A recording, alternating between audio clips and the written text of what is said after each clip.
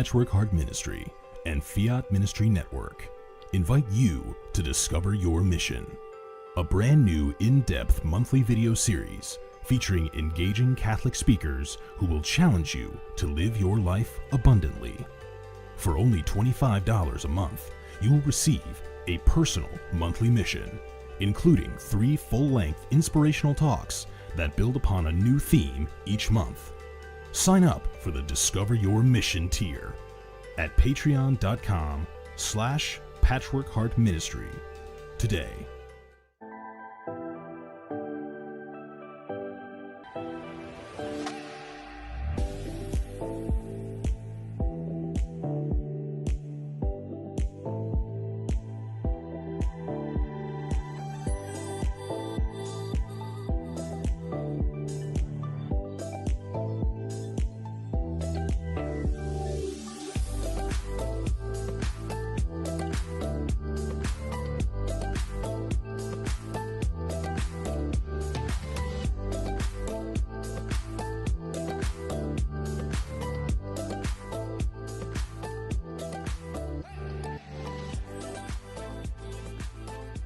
Fiat Ministry Network and Patchwork Heart Ministry present Journeys in Faith. Now, here's Anne DeSantis.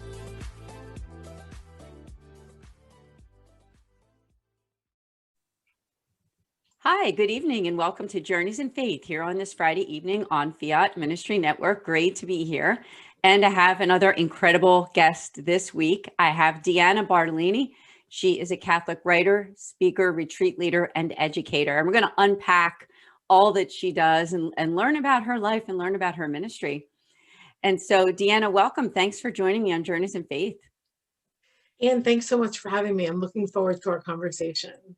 I am too. There's so much for us to talk about. And I want to say hello to your audience and my audience, because I know they're all here watching and wanting to know a little bit about you, because you're always ministering to others, but maybe you don't have a chance always to talk about your own life and the things that you're doing, all the different facets of your ministry. Yeah, because there's a lot. There's always a lot. And you don't want it to be all about you, right?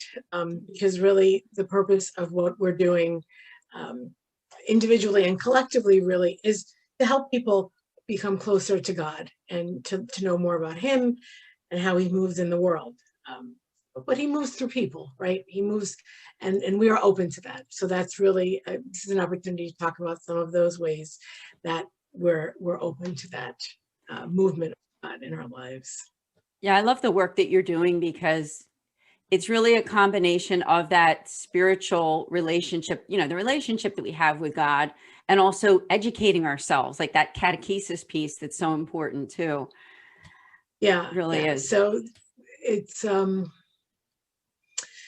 that's really where my heart has always been, really, because I don't think that we can fully love God unless we know Him and who He is and what He wants for us. So that's Amen. really at the heart of what I try to do, with my work. Yeah, I really love your ministry. And we were a guest on your podcast as well, myself and Bill Snyder, my co-host for our podcast. And then you interviewed me recently for my book. Yes. So thank you for having me.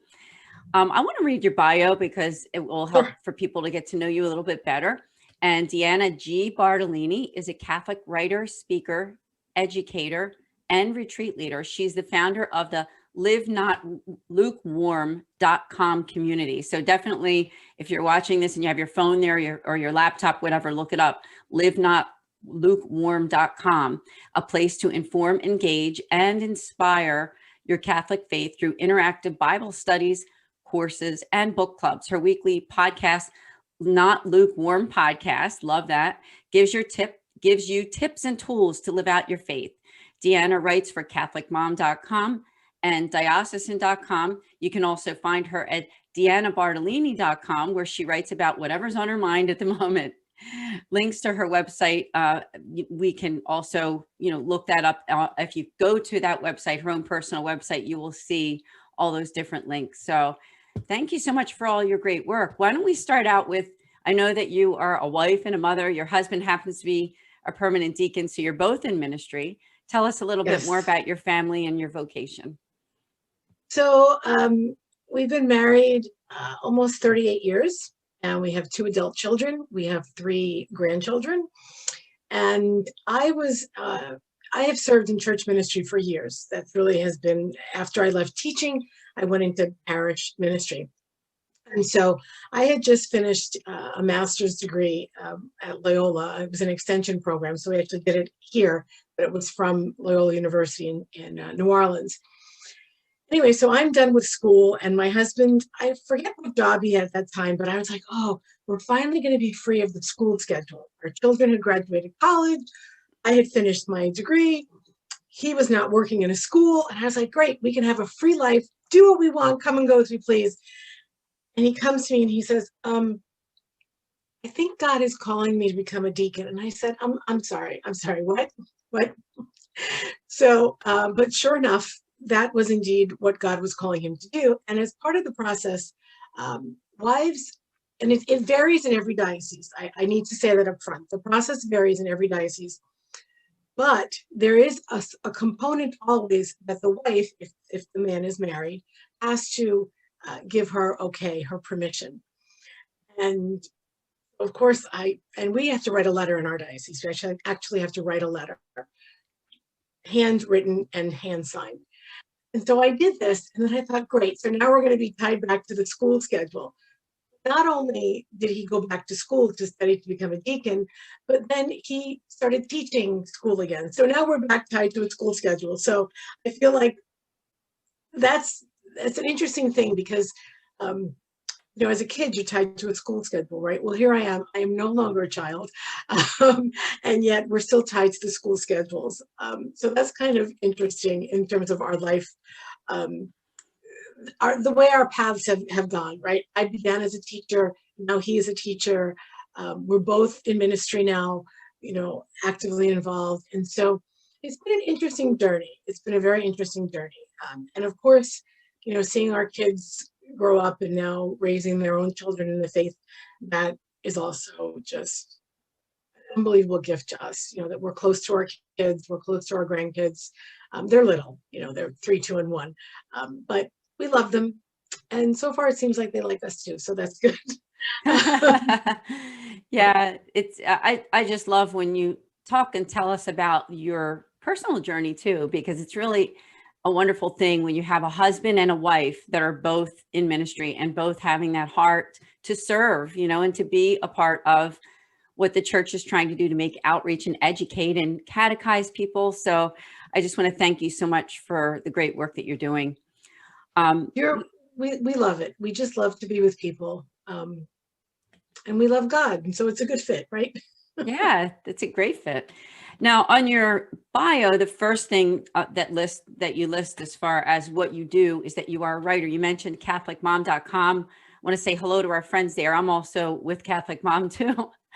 And so tell us about the different facets of your writing and other publications or any books or things that you want to tell us about in terms of writing. I never thought I would like writing so much because I really do prefer to talk, but I do like to write. And so I've written for different websites, but Catholic Mom has been the longest running so far. And I mean, as you know, as someone else who writes for them, it's the audience is so wide ranging, right? There are young moms, and then there are empty nesters like us. I think you're almost an empty nester, Yes. right? They still seem to come back though, right?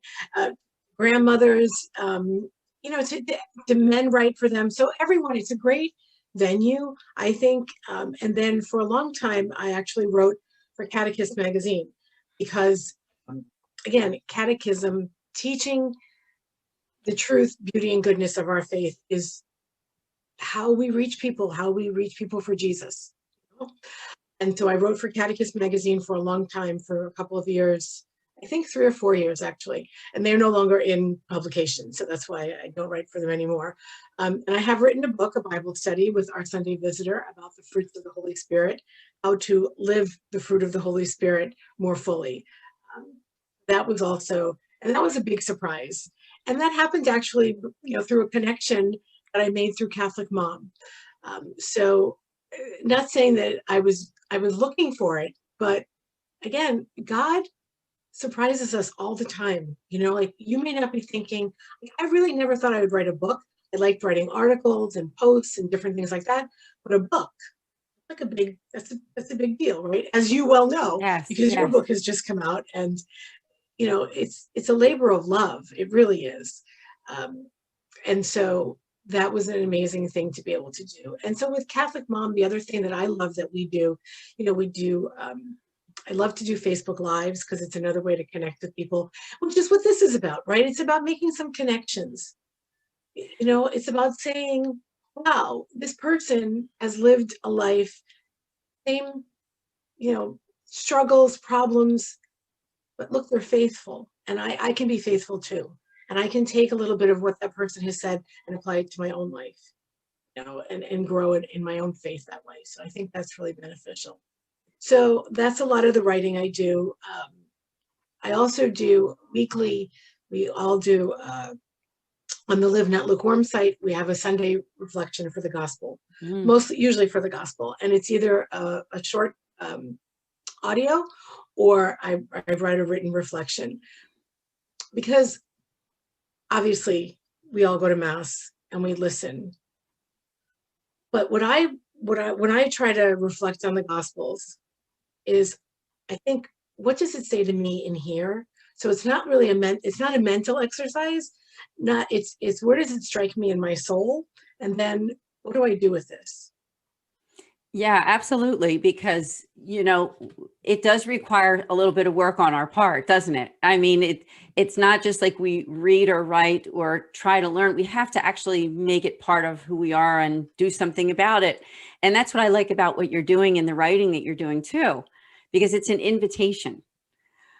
You've done a good job with that. I have to say, based on what I've seen of your writing and your ministry in general, is that it's an invitation for us to be a part of that universal Catholic Church and part of the community, not only a smaller community, but the whole worldwide, what it means to be Catholic. Yeah. And when we read the Word of God, we become much more connected to Him. And I think through it with each other, because then we're all on the same page, right? Which we are as Catholics. We read, you know, no matter where you go to mass today, it's the same reading. Yeah. You know? And that brings us together, because we're all kind of like on that journey with Christ as we read those readings. So I definitely want to make sure that people do check out your website at lukewarm.com. And I know you have your other one, the deannabartalini.com as well.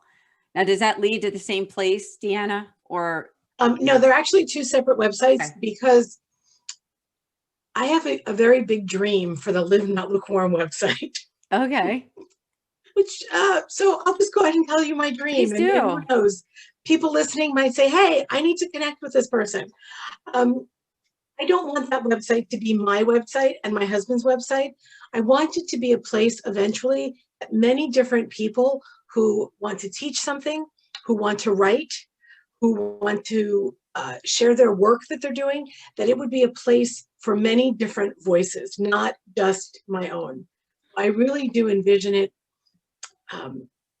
becoming a hub, you know, a place for many different voices of people who want to teach about the faith, who are faithful to what our church teaches and want to teach it in such a way that they make connections with people. You know, there are lots and lots of great places to get lots of excellent information that's, you know, theologically correct and in line with the magisterium and all of that. And those are great places, but they don't often encourage you to have a conversation. You know, so it's got to be interactive. It's got to be alive, right? It's not just information that you know, because you have to do something about it. So no, I love that. I think that's great. So do check out, again, to everybody watching, livenotlukewarm.com. And I really love your ministry. I mean that. I do. I appreciate that. You're doing wonderful work. And it's really very personal in a good way, meaning that you're trying to bring people together. people of faith, and to teach them, what the church really does teach and not what we think it teaches. So I think that's yeah, it's amazing. Let's move on, if we could, to the fact that you're a Catholic speaker as well.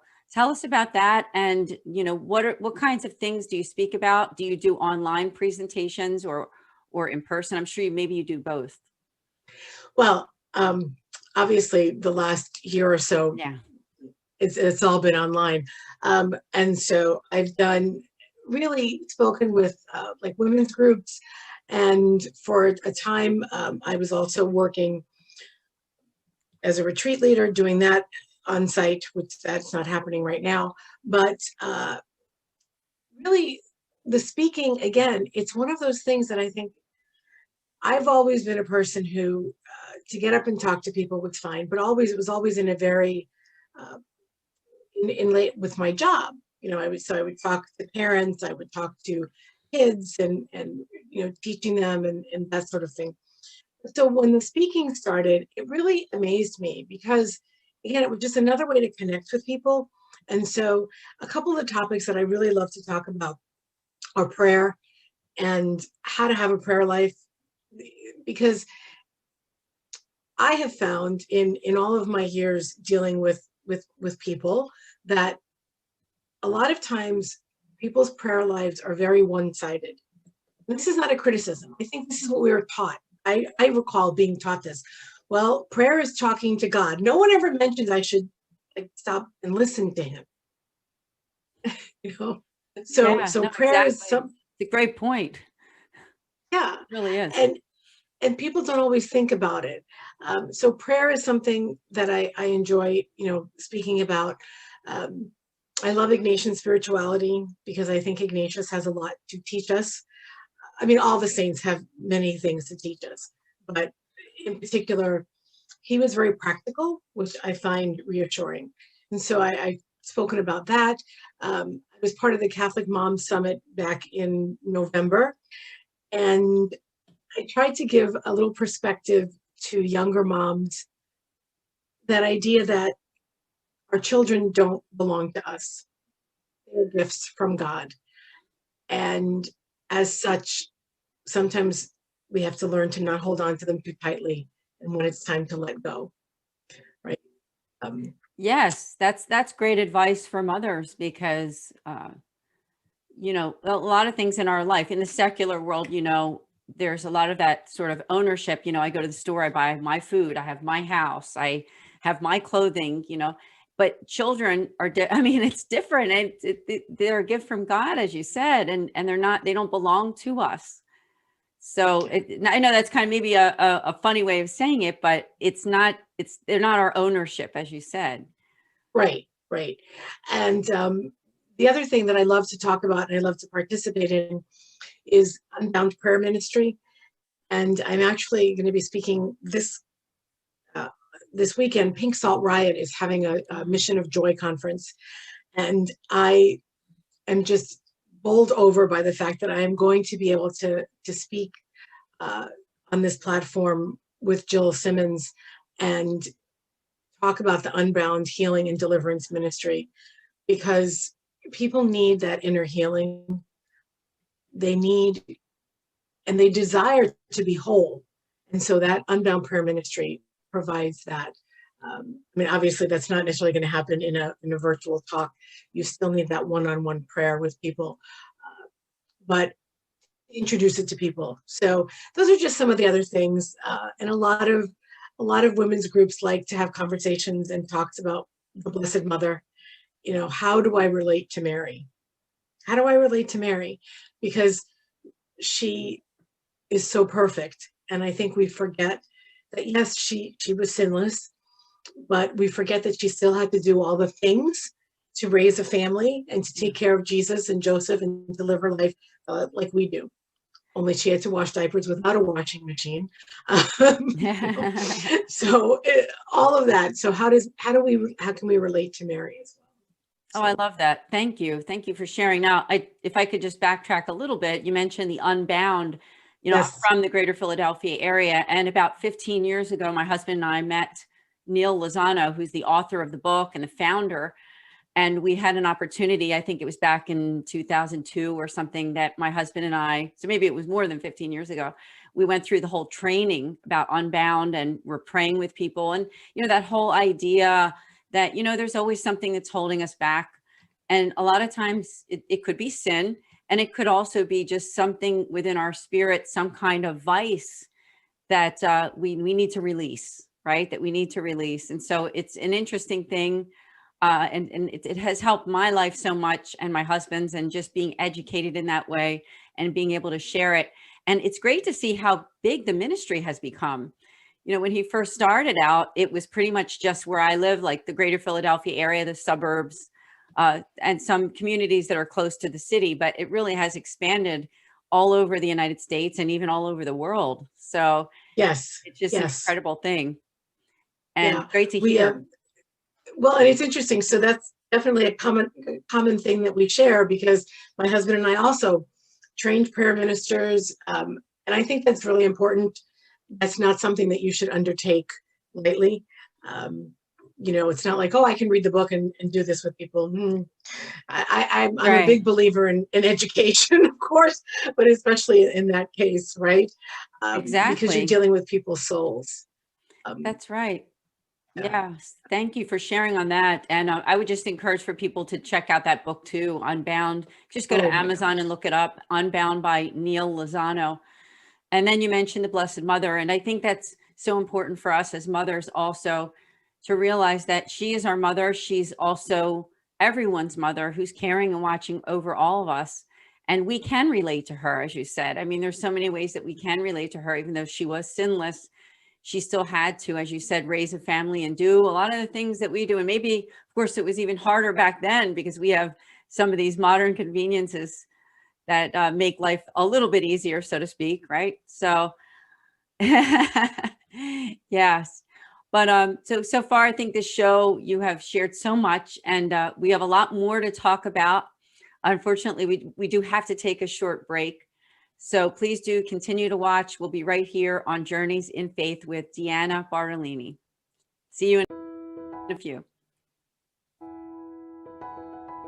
Hi, my name is Anne DeSantis, and I'm the director for the St. Raymond Nonatus Foundation for Freedom, Family, and Faith. You can learn about us on our website at nonatus.org. I'm here to tell you today about two great podcasts that I hope that you will tune in. The first Tuesday of every month at 8 o'clock, we have a podcast specifically for Catholics affected by divorce. From 8 to 9 p.m. Eastern, go to Philly Nonatus on YouTube to subscribe. In addition, we also have a podcast the last Thursday of every month. That's also at 8 o'clock Eastern Time for 1 hour. And that one is for families in crisis. We have some really great guests coming up soon, so hope to see you then. Please also consider the fact that you can make spiritual direction appointments with us, with our spiritual moderator. All you need to do is go to our website on the contact form and just reach out to us. We'd be happy to hear from you and look forward to setting up an appointment. So we'd love to connect with you. Please share this video and let people know that we're there for families affected by divorce and also families in crisis. Thank you.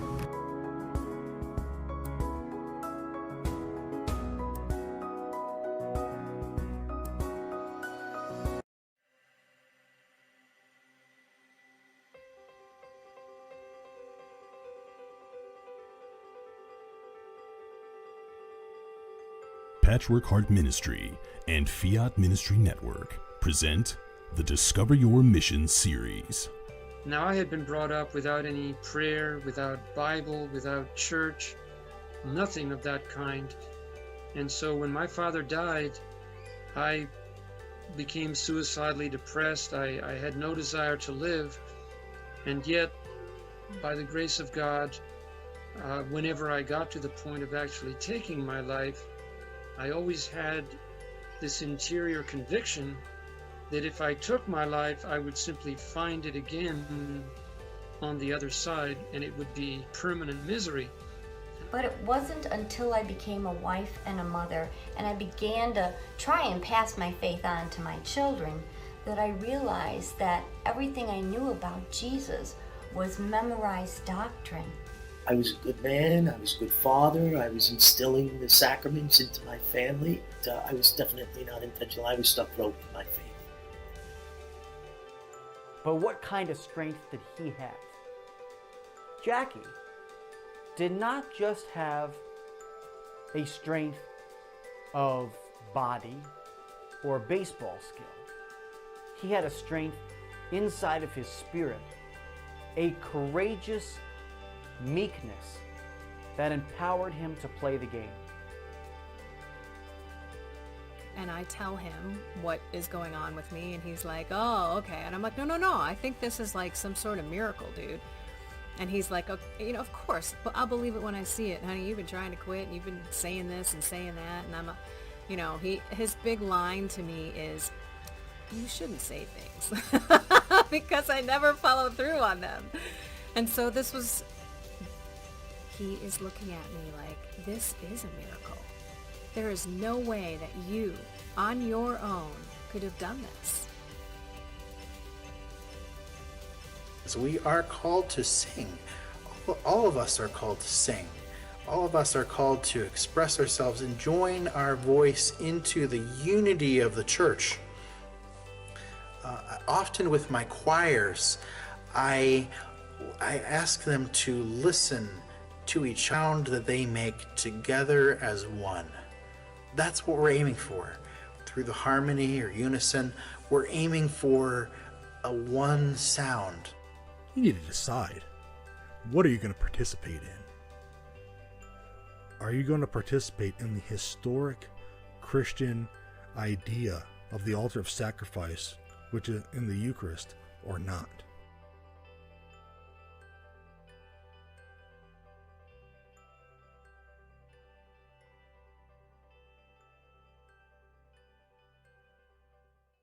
Welcome back to Journeys in Faith after the commercial break. Thank you so much for joining us with my amazing guest, Deanna Bartalini. And as I said, she is an author, a speaker, a retreat leader, and an educator.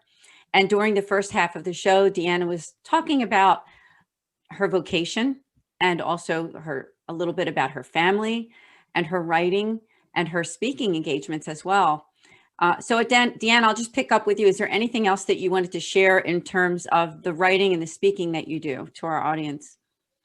I just, in everything that I do, my goal always is to leave people with some practical tip. I don't like to use the word tip because this is about our faith, but how to practically apply what we know to be true and good in our everyday lives.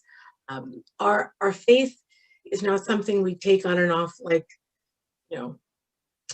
I would say a winter coat, but I never wear winter coat. I live in Florida. It's not something you take on and off like your baseball cap. It's part of who you are all the time. And that's really how I want to live and how I want to help people. Yes, and I think you do that very well. And another facet of who you are is that you are an educator and a catechist. And I wondered if you can share a little bit about that experience, what it's like, and exactly what you do to educate, because I know you have a great community there that people can learn about. So, for many, many years, I was a director of religious education in a couple of different parishes, and I enjoyed that. But it has its limitations. And with that, I also worked with the RCIA program, where adults who are converting to Catholicism or completing their sacraments, as well as doing different adult studies. And so the more I thought about it, I really started to think, what stops people sometimes from participating in programs, for want of a better word? And I think time constraints is one of it. I also think that the how difficult it is to get to things, right? So in Florida, for example, we have a lot of elderly people, and driving at night is difficult for them because they just don't have good vision at night. And so I thought, how could it wasn't so much a desire to reach more people, but to reach people where they were, right? And then the pandemic struck. So then it just became sort of like I was doing what everybody else was doing, even though I had sort of started ahead of time. But nonetheless, the whole point of it is, how do we love someone who we don't know? How can we love someone whom we don't know? We really can't. And one of my favorite saints is Catherine of Siena. And Catherine of Siena has this quote that says that love of God follows knowledge of God. So we want to know who God is. And not only who God is, but who are we in relation to God? And so when I think about catechizing, which is just a fancy, it's the Catholic word of saying educating people, right? Only in regard to the faith. How do we do that? It's first, we can appeal to the beauty of Catholicism to draw people in that way, or through goodness. So they see the good in other people, the good in the saints, in the outreach the church does, all of that. And then we have the truth. But people are not going to believe the truth you teach unless you are authentic. Yes, that's so So, important. yeah, I mean, Pope Francis, that has been since the beginning of his papacy, one of the things that he has called all of us in terms of evangelization is to that authenticity. And so I think that is huge. And I think making connections with people is one way that you can become an authentic witness, and then other people then become authentic witnesses, and it spreads. Yeah, I agree with you, because I do think that we're not alone. I mean, we're not islands. We're not meant to just go into a room and pray and not do anything about it, right? And as much as our families are really the first place, that's the domestic church. We need to minister to one another in our homes. But I do think we have to go out beyond that. Sometimes that you see that in the Catholic world, that we get very focused on our own kids and their school and their colleges and the different things that are going on in our own family's life. And we can get kind of overwhelmed with all those facets. And so I think when we get involved in something like what you're doing and getting beyond the walls of just our own home, right, and caring about what's going on around us, even if it's in our extended family or in your church community, right, you can make a difference, because then it's going beyond just the boundary of just your own life, right, and the people that Yes. are just naturally around you. It makes it more of a larger, community, bringing people in. So I think that's an awesome thing. Now, tell us a little bit more about in terms of the educating. I would also put that podcasting that you do as well in that category. Tell us a little bit more about that too.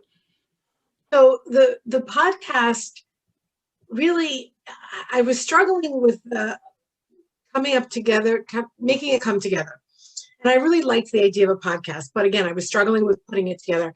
And I was at a conference, a women's conference, Magnificat, and I was at a conference and I met this woman from the west coast of Florida. And she says, "You have a podcast?" And we hit it off. We really clicked. And she said, "I have a platform and I'm looking for new podcasters." And so because of that opportunity, and she helped me and taught me how to put this all together, I was able to start this podcast. So it's the Not Lukewarm podcast. And again, so where's we keep saying live not lukewarm, not lukewarm, not lukewarm. Where the heck does this come from, right? Yes, tell It's not us. something I made up, right? It's Revelation 3:16. Jesus is speaking to the churches, and he says to them, "You are neither hot nor cold, you are lukewarm, and so I will spit you out of my mouth." And I remember very, very many years ago reading that, thinking, I never want to be spit out of Jesus's mouth, because that just doesn't seem like a good thing to happen. And so to live not lukewarm is really to fully embrace everything that God has done for you, given to you as your gifts, your talents. And then how do we go out and share it with the world? And again, it is not super complicated. We often complicate things. So how do we live not lukewarm? Well, you know what? Maybe it's, if your husband always takes out the trash, maybe you surprise him by taking it out one morning. That probably won't happen in my house, but I will take out the recycle. I'll bring the trash can in though. I won't take the trash out. It's how do you live not lukewarm? And so again, it goes back to, if you don't know what the church believes, how can you embrace what the church believes? And so the podcast is relatively short. So, and then at the end of every podcast, I always leave, which you know because you've been on a few times, a challenge, something to do for the week to live more fully in your faith. And it is never complicated. It never costs money. It is an investment of time, energy, in saying that I want to make, maybe I need to make my life better, or maybe I need to make your life better. Maybe I need to make the stranger down the street's life better. But just to really spread the good news wherever you are. It doesn't have to be complicated. And I think, I remember our conversation about your book in particular, caring for the poor and marginalized. Well, who are those people? We always think they're over there somewhere. They're not. They're really not. Yeah, thanks for bringing that up. It's true. I mean, because we tend to think of homelessness or people who are rejected by society for whatever reason. And of course, they are marginalized, and we always want to pray for them. But there could be people in our churches, there's people in our own houses or in our neighborhoods that feel not supported. To me, I would give the definition to me of marginalized. One of the definitions to me is people who do not have the love and support that they deserve. And there's a lot of people who fall into that category. I mean, and really, I think there's even people who are very devoted to their faith and even in ministry sometimes who do not have the love and support that they deserve. So thanks for bringing that up, because I do think that's a way that you are helping to live out being not lukewarm, right?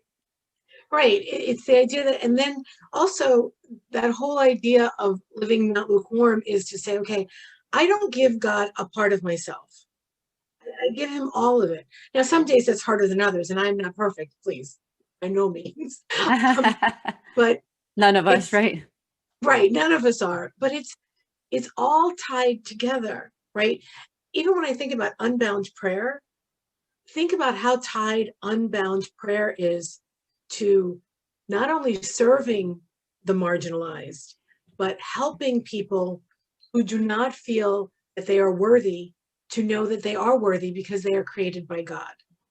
So sometimes I think that all the work I do is very disparate and not connected.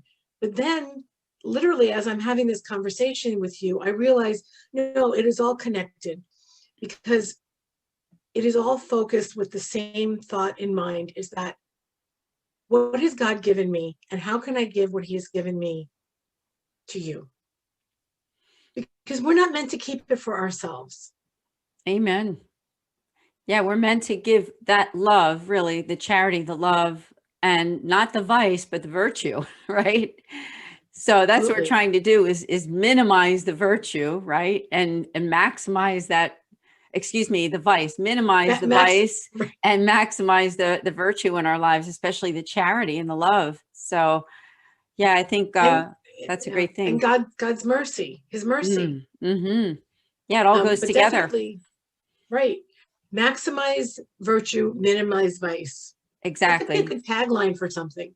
It really is. Yeah, I don't know how I thought of that one, but I think it's because if you think about it, at least while we're on earth, there will still be sin, right? Until the end, there will still be sin. So we say to minimize the vice, because, we may not completely get rid of that as we're here, but we try our best to live that life as close to God and as close to his virtue. And I think the sacramental life also, and all that you're doing, the kinds of work that you're doing to helping people to get closer to God.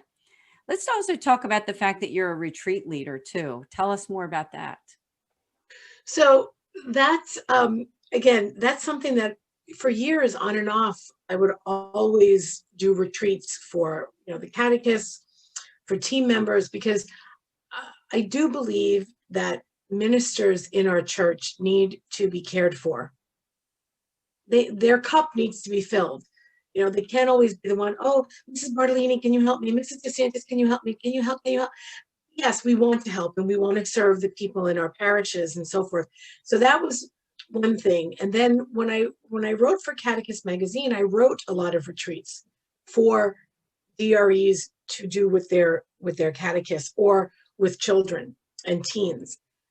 Then, you just find yourself in this position where people are in need. And so my husband and I did for Lent, we did a very nice virtual retreat because it's still pandemic time. And again, it's just that idea of setting apart some time just to devote yourself to prayer, to contemplation, if you can, receiving the sacraments. And it doesn't have to be weeks. It can be a couple of hours where you just put aside the cares of the world and focus on your relationship with God. We talk about how spouses should go out on dates, right? And people also advise you, if you have children, if you have more than one child, to take one child out, to have some special quality time with one child at a time and so forth. Well, how much more do we need that time with God?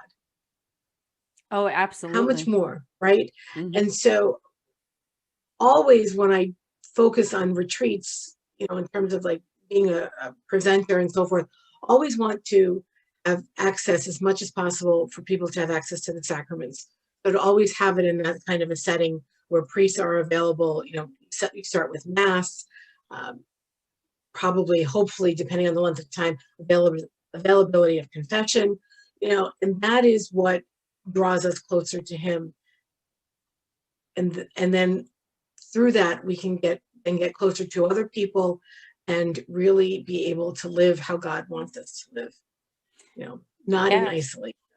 That's right. That's right. And it's good to hear that, that you're doing things like this. Now, if somebody's watching, they're a member of a church community or an organization or something, tell us, what kinds of things could you do for them? Are you still doing those online opportunities as well? Or now are you going out and trying to get some events scheduled with a live event? Okay. Yeah, both. Because, it's been an interesting year, right? 15 months, whatever it's been. I think for some organizations, obviously local organizations, live is not a problem because, it's easy to travel. But things that are not within my local area, sometimes people don't have the financial wherewithal to have you go. So virtual is definitely an option. I'm comfortable talking. You just can't see me talking as much with my hands. You just see it a little bit, right? but yes, I'm very much open to virtual or live events. Live events, look, this is great. And we've talked so many times. I feel like if I were in Philly, I'd say I'd call and like, Anne, can we meet for coffee? Yeah, because I do feel like I would do that, right? But there's nothing that beats being physically present to each other. And so I'm definitely looking at doing some live events. I actually have something scheduled for July within the diocese. And then I'll be looking in the winter. I think I'm going to the west coast of Florida. I always have to qualify when I don't want to just say the West Coast as in California. It's the West Coast of Florida. It's a drive. And so, yes, open to in-person, open to virtual. The best way is to just go to either of my websites and there's a contact form on there and just shoot me an email and, we can have a conversation. Yes. Whatever it is. Yeah, no, it sounds awesome because this is the time. Now that people are finally starting to get back. And I know here in Pennsylvania, we still have the distancing in church, but a lot of people, are not wearing the masks, I guess, because the vaccination levels have gone up so much that, but our archdiocese did not lift up that dispensation yet. But I'm guessing that it's going to be pretty soon. It's going to be probably within the next few months or something like that. Yeah, so as that happens and people are getting together more, it'd be a perfect time to invite you to come to their church and do a talk. So I think that's amazing. I thought we could end, if we could, let's talk a little bit also about getting back to Mass. And could you offer any encouragement? Because there are people who are watching who, believe it or not, just felt kind of, scared to get back even to this point, meaning that even if their churches are open, they're offering Mass, they still want to wait maybe until the pandemic is completely done. Or maybe they have some health problems or something. So would you have any words to say to those people who haven't quite gotten back yet? So I think there's I'm going to say two sets of people in the situation. There might be more there are people who, for health reasons, have concerns. And so one of the things that you could consider, and again, because every diocese that I have seen that has lifted the dispensation has also said, if for health reasons you do not feel safe because it puts a risk to your personal health, then we understand, right? But one thing that might be helpful is to go to a daily mass, because typically they're not as crowded as a Yes. Sunday. So go to a daily mass, excuse me. And if you feel you want to wear your mask, wear your mask.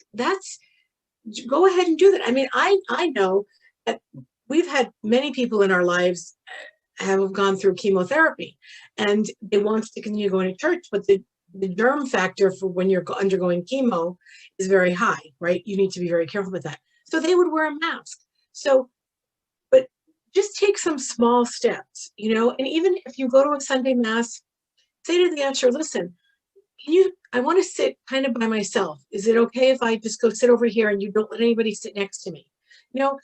Be honest with what you need and let people know. So if there's a health concern, those are some things you might consider. Now, if you're afraid, just in general, think about this. Are you going and doing other activities? If you're going and doing other activities and getting on with the business of normal, ordinary life, then I think we have to trust that God is going to care for us. And you still need to be prudent. I'm not suggesting that you go to mass and start hugging and kissing everyone. I'm not saying that. In some places, they're still not putting holy water back, and they're not allowing the sign of peace. Do what seems prudent and reasonable, but take the steps to move forward. Because if we live in fear, then we are allowing the evil one to win. And Jesus has promised us victory. He has promised us he's given us our salvation. And so take a deep breath and go back to church, because what's at mass that you need that you don't get virtually? It's literally Jesus in the Eucharist. Amen. Yeah. How do you survive without Jesus in the Eucharist? Yeah, well said, because these are things, like you said, there's two categories. And I think what you're trying to say is that there's people who are really just afraid because they do have some kind of health problem or something, and they don't really want to go back right away. But I do think also there could be people that they've just gotten used to it. They've gotten used to watching it on TV, or maybe not even watching it, and kind of going about their daily lives, but not really getting back to mass. So I think that there's some good points. You said the Eucharist, that's the food for our soul. We do need that. So I think that's a good encouragement for people who are on the fence, right? They're on the fence during this time. Now, unfortunately, we're almost out of time on this show, but I do want to make that invitation for all of you who are watching to connect with Deanna Bartalini. She's also on all the social media platforms. If you go to the Live Not Lukewarm, Live Not Lukewarm, and that would be on Instagram and Facebook. And I believe you're on Twitter as well. Yes, a little bit. Okay, a little bit on Twitter too, but you definitely want to check out the livenotlukewarm.com website and also deannabartalini.com. So it's been an honor to have you on this show. I would love you to come back again.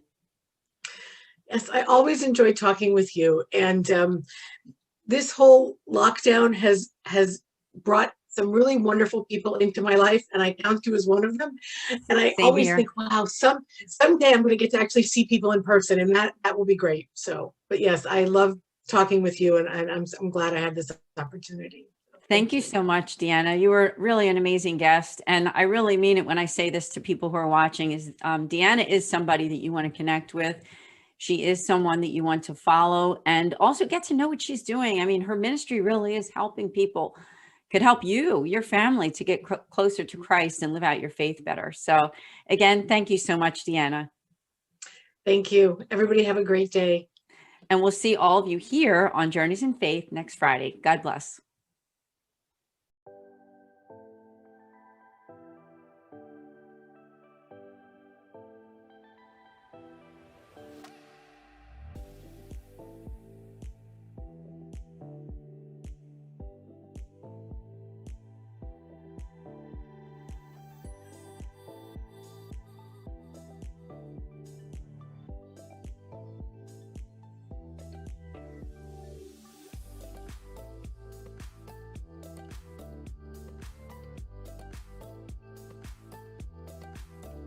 Journeys of Faith is a production of Fiat Ministry Network and Patchwork Heart Ministry.